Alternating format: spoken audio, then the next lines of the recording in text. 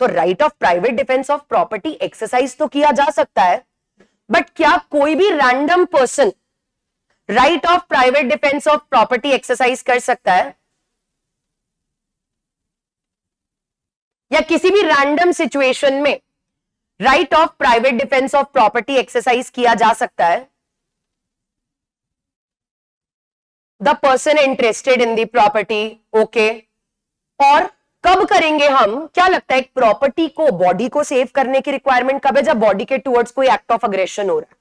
Property को save करने की रिक्वायरमेंट कब है? जब प्रॉपर्टी पे एक्ट ऑफ अग्रेशन हो रहा है और साथ में, उसके साथ साथ देखो, प्राइवेट डिफेंस का मतलब क्या होता है कि आपको पता है कि अब अगर अपनी बॉडी, अपनी प्रॉपर्टी को बचाना है तो हार्म कॉज करना ही पड़ेगा।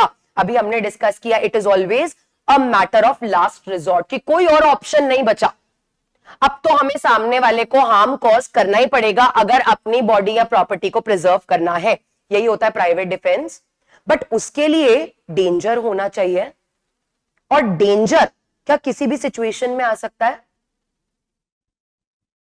बॉडी में तो कभी भी आ सकता है। You are standing on the road, you are sitting in your house, you are sitting in the class और व्हाटएवर, बॉडी पे तो कभी भी डेंजर आ सकता है। बट प्रॉपर्टी पे एक डेंजर वाली सिचुएशन तभी तो होगी ना, when you are in the possession of the property.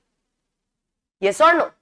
आपकी प्रॉपर्टी पे अगर कोई एक्ट ऑफ अग्रेशन हो रहा है but you are not there, आप उस प्रॉपर्टी पे उस टाइम पे नहीं हो, या फिर आपका, जैसे अभी आपने बोला इंटरेस्ट, आपका उस प्रॉपर्टी में कोई इंटरेस्ट, कोई राइट ऑफ पोजेशन नहीं है, तो क्या आप प्रॉपर्टी के against right to private defence exercise करोगे? बिकॉज प्राइवेट डिफेंस हमेशा डेंजर में एक्सरसाइज किया जाएगा। और डेंजर कब होगा? जब मेरी प्रॉपर्टी पे किसी ने ट्रेसपास किया है and I am in the possession of the property. मेरे पीछे से मेरी प्रॉपर्टी पे अगर कोई ट्रेसपास कर रहा है तो यहां खड़े खड़े तो right of private defence exercise नहीं किया जा सकता।